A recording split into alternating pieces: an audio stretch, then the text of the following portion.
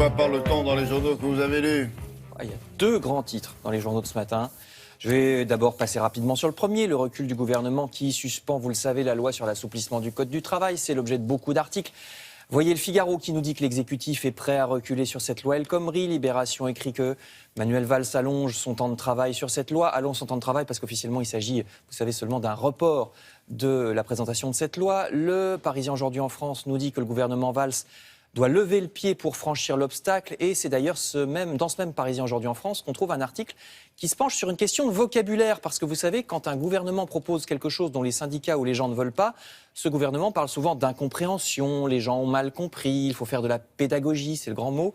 Eh bien non, ce n'est pas de l'incompréhension, dit au journal le chef de la CFDT. Nous avons parfaitement compris, dit-il. Simplement, nous ne sommes pas d'accord, ce qui n'est pas pareil, pas d'accord avec certains points de cette loi qui permettrait, par exemple, dit-il, à un employeur d'augmenter le temps de travail de ses salariés quasiment sans négociation ni contrepartie. C'est ce qu'explique ce syndicaliste. Voilà donc pour ce premier grand sujet des journaux de ce matin. L'autre, c'est les Américains.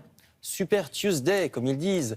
Le super mardi où tout se joue pour les primaires américaines puisque plusieurs États votent en même temps. Donc on saura probablement ce soir qui sera candidat démocrate et qui sera candidat républicain pour la présidentielle. Voyez, Libération qui en fait sa couverture et son dossier principal. Mais cette année, ce qui est intéressant, c'est que c'est vraiment, vraiment très atypique. Ça fait longtemps qu'on n'a pas vu une présidentielle américaine présenter des candidats si étonnants. Rendez-vous compte qu'un quasi-communiste est encore dans la course aux États-Unis. C'est la révolution. Bernie Sanders, nous rappelle le journal L'Humanité, forcément. Bernie Sanders, côté démocrate, est un candidat extrêmement inattendu dans le paysage américain. Il veut l'augmentation du SMIC, la sécurité sociale pour tous, la gratuité de l'université. Vous savez, la très chère université américaine pour laquelle les étudiants s'endettent pendant des années. Il faut avouer que Sanders a peu de chance. Il va sûrement se faire écrabouiller par Hillary Clinton aujourd'hui côté démocrate. Mais en face, côté républicain, Donald Trump, lui aussi, est très atypique dans son genre.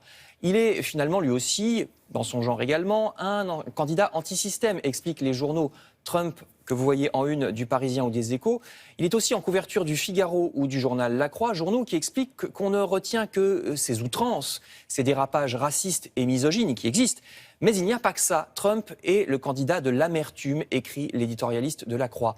Amertume de beaucoup d'Américains envers leurs dirigeants, des dirigeants qu'ils estiment corrompus et éloignés des préoccupations de l'homme de la rue. Voilà qui nous parle, à nous autres Français. L'homme de la rue, du coup, se jette sur des candidats qui veulent tout casser, même si ces candidats disent des grossièretés.